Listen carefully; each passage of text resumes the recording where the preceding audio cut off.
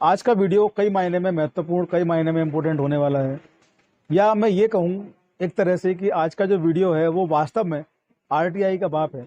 तो कोई अतिशयोक्ति नहीं होगी, कोई अतिरिक्त बात नहीं होगी, कोई एक्स्ट्रा स्टेटमेंट नहीं होगा, क्योंकि आज का जो वीडियो है वो वास्तव में आरटीआई का बाप है। आज मैं एक ऐसे हाई कोर्ट का ऑर्डर आपसे डिस्कस करूंगा जिसको सुनने के बाद आपको लगेगा कि आरटीआई जो है उसको आप अलग तरीके से ले सकते हैं और बहुत कुछ अपने हिसाब से उसमें आप करवा सकते हैं। जी हाँ, मैं Prateek Chaudhary, advocate, Chaudhary legal associate पर आपका स्वागत, आपका वेलकम करता हूँ। मैं आपसे रिक्वेस्ट करता हूँ कि जिन भी दर्शकों ने अब तक चैनल को सब्सक्राइब नहीं किया है वो चैनल को सब्सक्राइब कर लें और जो नोटिफिकेशन का बेल है उसको ऑल पर सेलेक्ट कर लें। और हमारा फेसबुक पेज और इंस्टाग्राम जो आईडी है, जो पेज है, एड्रेस सेम है, चौधरी लीगल एसोसिएट, उनको भी आप लोग फॉलो कर सकते हैं। तो आइए देर ना करते हुए चलते हैं सीधा वीडियो की तरफ। ये एक मामला है जिसमें एक अधीक्षण अभियंता यानी कि एक इंजीनियर साहब हैं सीपीडब्ल्यूडी डिपार्टमेंट के, उन पर एक एफआईआर होती है और वो रिपोर्ट जो उनके ऊपर होती है, भ्रष्टाचार की रिपोर्ट उनके ऊपर होती है और उनके साथ कई और उनके साथी हैं, इन पर वो रिपोर्ट दर्ज होती है। जब इन पर रिपोर्ट दर्ज होती है तो इनको इस केस में चार्जशीट मिलती है। इनके खिलाफ जब रिपोर्ट दर्ज हुई, चार्जशीट मिली, तो इन्होंने आरटीआई का इस्तेमाल किया। इन्होंने अपने विभाग में आरटीआई दी और उन्होंने विभाग में आरटीआई दे करके पूछा कि आखिर मुझ पर मुकदमा दर्ज करने से पूर्व किसकी स्वीकृति ली गई विभाग से, क्योंकि सरकारी अधिकारी कर्मचारी पर मुकदमा दर्ज करने से पूर्व एक अनुमति आवश्यक होती है, सीपीसी में प्रावधान दिया गया है। तो उन्होंने पूछा कि स्वीकृति जो है वो किसने दी और इसके अलावा, स्वीकृति के अलावा जो डॉक्यूमेंट थे, जो पत्र थे, वो किसने लिखे, किसने लिखा कि इनके खिलाफ रिपोर्ट दर्ज की जाए, उन पत्रों की छायाप्रति दी जाए।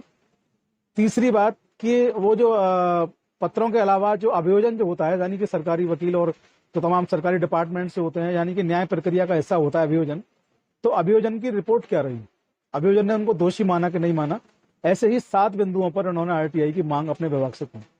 जब इन्होंने अपने विभाग से आरटीआई की मांग की तो इनके विभाग ने सेक्शन 8 क्लॉज 1 क्लॉज जे का हवाला देते हुए सूचना देने से स्पष्ट रूप से मना कर दिया, इनकार कर दिया। जब सूचना देने से इनके विभाग ने मना कर दिया, इनकार कर दिया, क्योंकि मामला गंभीर था, संगीन था, भ्रष्टाचार का इन पर आरोप था, एफआईआर दर्ज हुई थी और एफआईआर दर्ज होने के अलावा इनको चार्जशीट भी मिली, यानी कि दोषी भी पाई गई। तो उसमें अपने आप को निर्दोष साबित करने के लिए इनको इन प्रपत्रों की आवश्यकता थी, क्योंकि जो भी कार्रवाई जो हो रही थी अकॉर्डिंग टू आदेश कुमार के अनुसार जो भी कार्रवाइयां हो रही थी वो लॉ के अनुसार नहीं हो रही थी, विधि के अनुसार नहीं हो रही थी, अकॉर्डिंग टू लॉ कोई भी प्रोसीडिंग्स नहीं हो रही थी। तो जब आरटीआई में 81J में इनको मना कर दिया गया सूचनाएं देने से कि आपकी सूचनाएं देश हित में नहीं है, इन्होंने प्रथम अपील की। प्रथम अपील में भी इनको मना कर दिया गया सूचनाएं देने से 81J में। कहा गया आपको जो आरटीआई आवेदन के जवाब में जो पत्र आपको मिला है 81J का, वो ठीक है, बिल्कुल जस्ट है, आपको सूचनाएं प्रदान नहीं की जा सकती क्योंकि आपकी सूचनाएं देश हित में नहीं है, न्याय हित में नहीं है, जनहित में नहीं है। इन्होंने हार नहीं मानी, कमीशन गए तो कमीशन ने भी 81J का हवाला दे करके इनको केंद्रीय सूचना आयोग ने इनकी जो अपील थी उसको निरस्त कर दिया। आप समझिए 2 साल का समय लगता है कमीशन तक पहुंचने में, आवेदन देने से लेके कमीशन तक जाने में, तमाम सुनवाइयां, तमाम पीरियड गुजारना पड़ता है, इंतजार करना पड़ता है। और कमीशन एक झटके में जब आपकी अपील को खारिज कर देता है तो क्या गुजरती होगी उन आवेदकों पर, आप सब लोग समझते हैं। तो मैं आप लोगों की पीड़ा बढ़ाना नहीं चाहता हूं, मैं केवल आपको याद दिलाना चाहता हूं कि कमीशन का जो व्यवहार होता है कितना गलत होता है। तो यहाँ भी वही हुआ, लेकिन व्यक्ति पढ़ा लिखा था, जानता था कि इसके बाद क्या करना है। उसने दिल्ली हाई कोर्ट की शरण ली और जब हाई कोर्ट की उन्होंने शरण ली तो हाई कोर्ट में जब रिट फाइल हुई, हाई कोर्ट ने सारे मामले को जब देखा, सुना, समझा, तो हाई कोर्ट ने पाया कि इस व्यक्ति के साथ गलत हो रहा है। हाई कोर्ट ने पाया इस व्यक्ति के साथ गलत हो रहा है और जब उसको चार्जशीट मिली है और जब वो व्यक्ति दोषी है तो उसकी ये सारी सूचनाएं उसकी पर्सनल हैं, ना कि देश हित की, ना कि जनहित की। और 81J में आप कैसे मना कर दें किसी व्यक्ति को उसके खुद की सूचनाएं लेने के बारे में? जब कोई व्यक्ति अपनी खुद की सूचनाएं चाह रहा है, खुद की सूचनाएं मांग रहा है, तो सेक्शन 8 क्लॉज 1 क्लॉज जे का आप मिसयूज कैसे कर सकते हैं? हाई कोर्ट ने आदेश किया और हाई कोर्ट ने इस मामले में बहुत बेहतरीन आदेश दिया।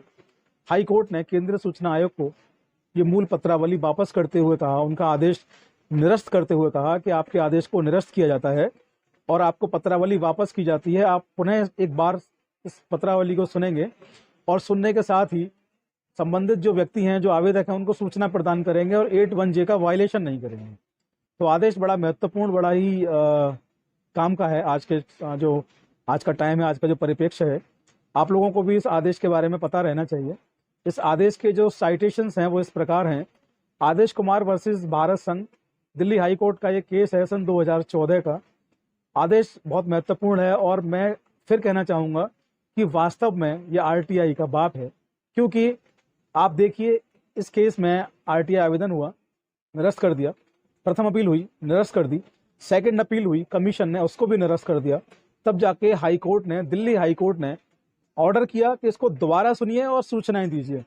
तो सही मायने में, सही तरीके से अगर कहा जाए तो वास्तव में ये है आरटीआई का बाप। आप लोग बने रहिए चौधरी लीगल एसोसिएट पर। आपका बहुत बहुत धन्यवाद। जय हिंद, जय भारत, नमस्कार।